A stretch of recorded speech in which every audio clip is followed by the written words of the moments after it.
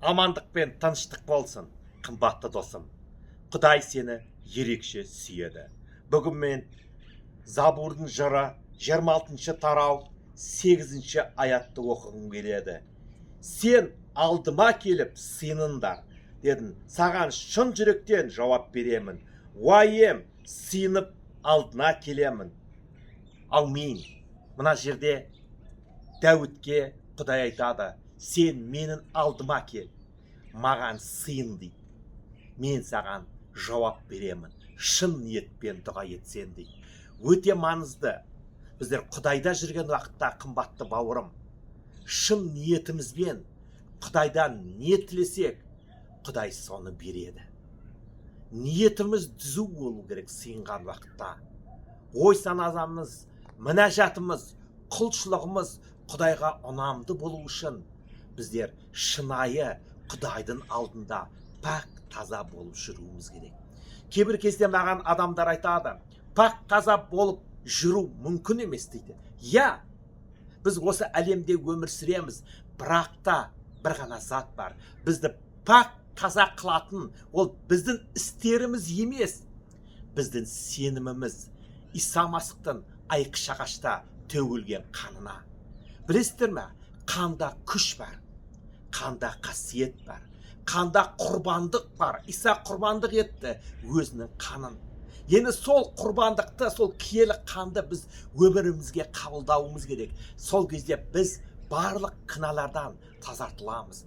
Пак таза көктегі әкеміздің алдына барамыз, қалыңдық ретінде.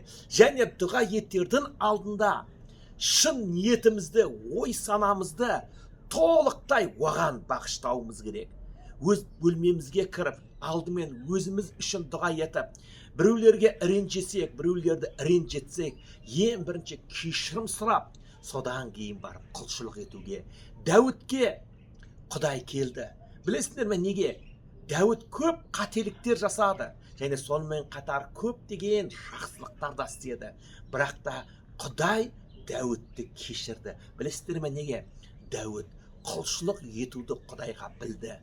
Ол зинақорлық жасаған уақытта, ол адам өлтірген уақытта, ол не деді? Ол тізерлеп барып Құдайдың алдына жатты.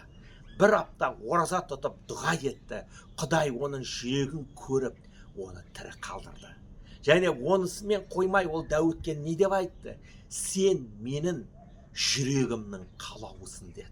Ойлап қараңыздаршы, қандай керемет ат беріп жатыр. Құдай айтады: сен менің жүрегімнің қалаусың дейді.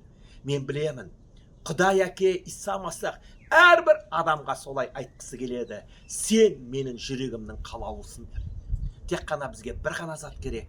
Ол біздің мына жан дүниемізді, жүрегімізді өзгертуге. Оны өзгертетін не? Әлбетте Құдайдың сөзі. Құдайдың сөзі біздің жүрегімізді өзгертеді, біздің жан дүниемізді жаңартады, біздің рухымызды жаңартады.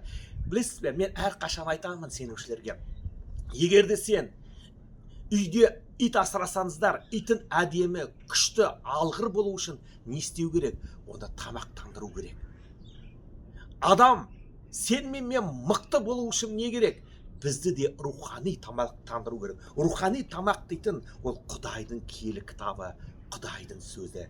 Және оған мінәжат етіп, дұға етуге. Сол кезде біз Құдайдың алдында пак таза адамдар ретінде тұрамыз. Және оның киелі қанын Исаның мойындауға айқыш-ағашта төгілген. Біз өзімізді ақтай алмаймыз.